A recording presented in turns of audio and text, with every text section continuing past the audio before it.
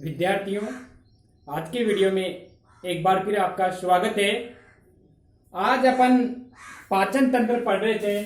उस पाचन तंत्र में अपन जो पढ़ेंगे गर्सिका के बारे में अपन बात करेंगे। विद्यार्थियों, गर्सिका ओसोपेगस अपन इसे कहते हैं इंग्लिश में। ओसोपेगस है, ये क्या होती है? गर्सनी से जुड़ती है।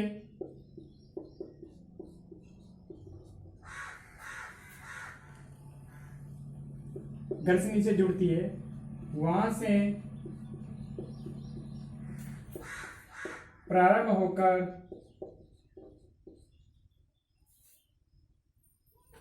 मध्य पट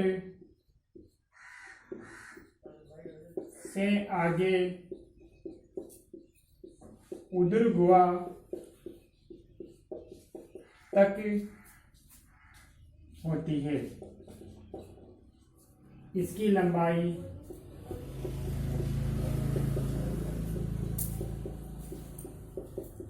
25 सेंटीमीटर के बराबर होती है।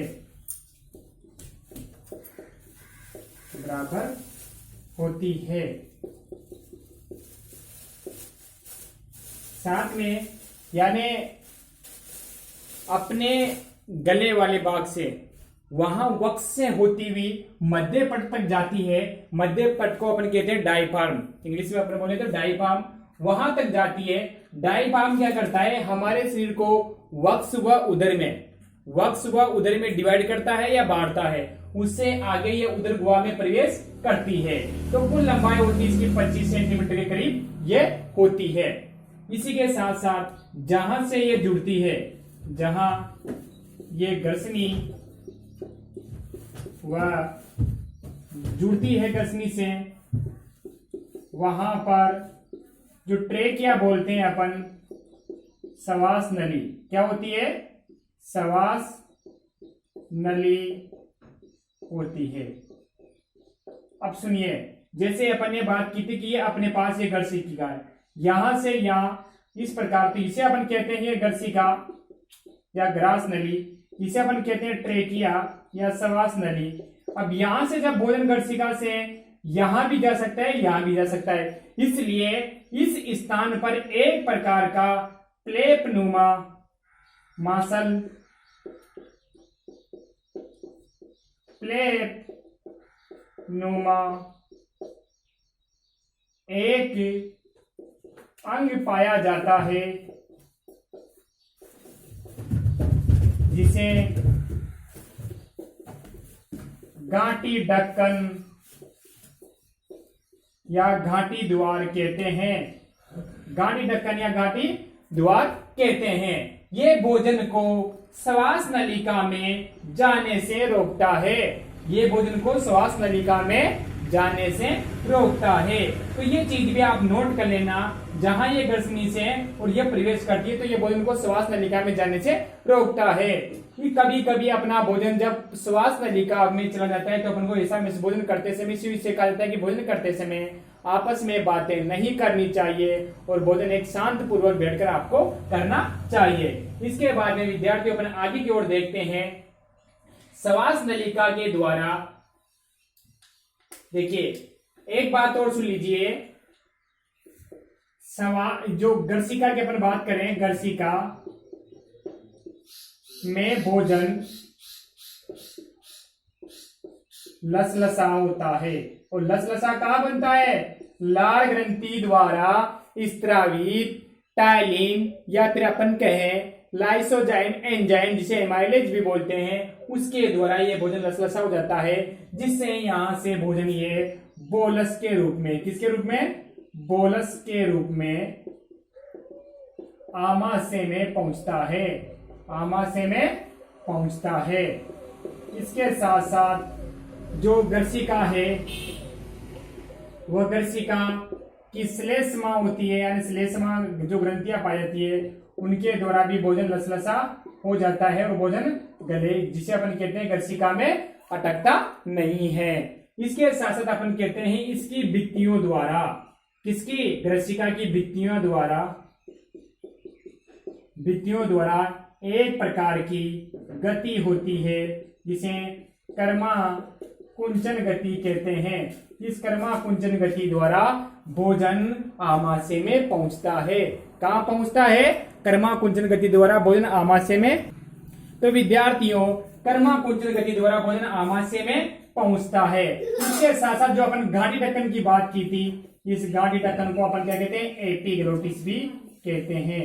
एपिग्लोटिस भी इसे कहा जाता है। तो ये चीज आप ध्यान रख लेना, गाढ़ी ढक्कन या जो एपिग्लोटिस क्या होता है। तो भित्तियों में एक प्रकार की गति होती है, इसे कर्मानुकुंचन गति कहते हैं। इसके द्वारा भोजन ग्रसिका से आमाशय में पहुंचता है। तो विद्यार्थी इन चीजों को आप नोट कर सकते हो, साथ में आप स्क्रीनशॉट लीजिएगा और आगे की ओर अपन बढ़ते हैं। इसके साथ अपन चलते हैं, अगला अपना पॉइंट है स्टोमच।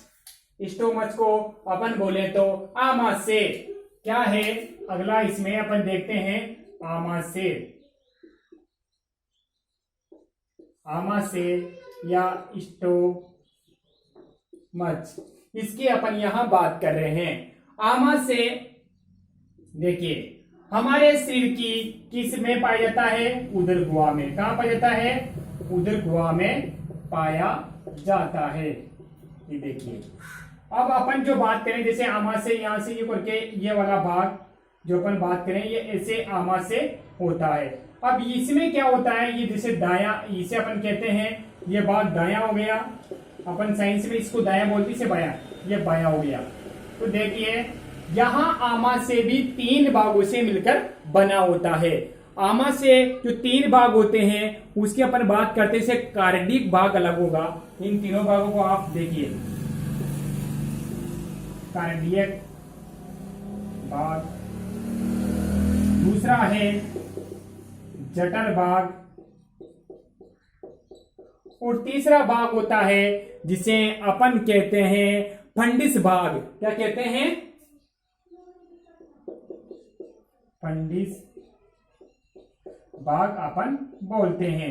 ये जो कार्डियक भाग है ये बायां भाग में होता है, जो जठर भाग है वो दायां भाग में होता है, और ये जो फंडिस भाग है जो मध्य की ओर पाया जाता है। तो ये आमाशय 3 भागों से मिलकर बना होता है। आमाशय में जो भोजन है वो किस रूप में प्राप्त होता है? बोलस के रूप में। किस रूप में? बोलस के रूप में, क्योंकि जहां से श्लेष्मा द्वारा और उस प्रकार से यह भोजन बोलस के रूप में यहाँ प्राप्त होता है। आमाशय हमारे शरीर का एक महत्वपूर्ण भाग होता है, इसके बारे में भी अपन यहाँ बात करेंगे। यहां देखिए आप, आमाशय 3 भागों से मिलकर बना होता है। कार्डिक भाग होता है जो ग्रसनी से जुड़ा हुआ भाग अपन कह रहे हैं, सॉरी ग्रसिका से जुड़ा हुआ भाग कहते हैं, इसके द्वारा भोजन यहाँ प्राप्त होता है। फंडिस भाग है जो मध्य भाग है, जठर भाग होता है जिसे अपन जठर भाग कह रहे हैं। ये जठर भाग आगे जाकर जो ग्रहणी भाग है उससे जुड़ जाता है। सुधांत्र जो अपन कहते हैं छोटी आंत के ग्रहणी भाग से ये जुड़ता है। आगे देखिए 3 भाग हो गए, तीनों भागों के अलग अलग कार्य भी अपन यहाँ पढ़ेंगे। तो यहाँ आमाशय की और बातें आप नोट करिए। आमाशय द्वारा देखिए 2 चीजें के अवरोध भी देखिए आप, एक तो होती है जिसे अपन कहते हैं ग्रसिका अवरोधनी। आमाशय में अवरोधनी ये क्या करती है? स्पाइन कटर कहते हैं इसमें, अपन कहते हैं ये होती है, जैसे यहां अपन बात कर रहे हैं ये भाग हो गया, इस भाग का अपन बात कर रहे हैं, तो इस भाग से जैसे यहां पर यह अवरोधनी पाई जा रही है, तो ये क्या है? आमाशय में द्वारा, आमाशय से एक प्रकार का अम्ल स्रावित किया जाता है। क्या किया जाता है? अम्ल स्रावित होता है। जो अम्लीय होता है, तो इस अम्ल जो स्रावित होता है उसको कहां होता है? इस अम्ल को ग्रसिका में जाने से रोकने का कार्य कौन करती है? जो ग्रसिका अवरोधनी होती है वह आमाशय से जो अम्ल स्रावित होता है उसको वहां से जाने से रोकती है, जिसे अपन ग्रास नलिका अवरोधनी कहते हैं। इसके बाद में है जिसे अपन कहते हैं आमाशय की एक दूसरी है जठर निर्गमीय अवरोधनी। ये क्या होती है? दूसरी ये यहां पर है जठर निर्गमीय अवरोधनी। ये क्या करती है, ये जो पायदारी है ये क्या होती है, अपने आमाशय को किससे, शुद्धांत्र के ग्रहणी भाग से डिवाइड करती है और इस आमाशय रस को, जो जठर रस होता है, उसको ग्रहणी में जाने से रोकती है। तो यहाँ दो प्रकार के स्पाइन कटर इसमें पाए जाते हैं। अब ये चीजें आप नोट कर लीजिए, स्पाइन कटर इसमें पाए जाते हैं। इसके बाद अपन आगे की बात कर रहे हैं, आमाशय के और क्या कार्य होते हैं। देखिए यहां अपन देखिए, एक है इसमें म्यूकस है, इसके अलावा जो दूसरा है प्रो एंजाइम पेप्सिनोजन,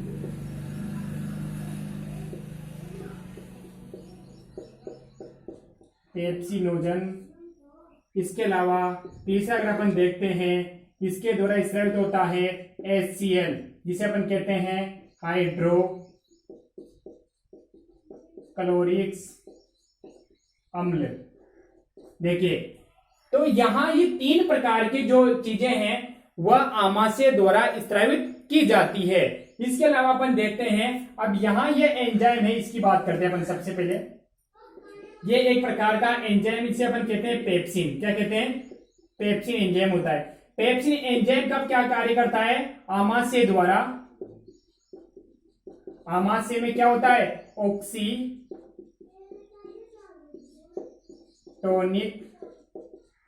कोशिकाओं द्वारा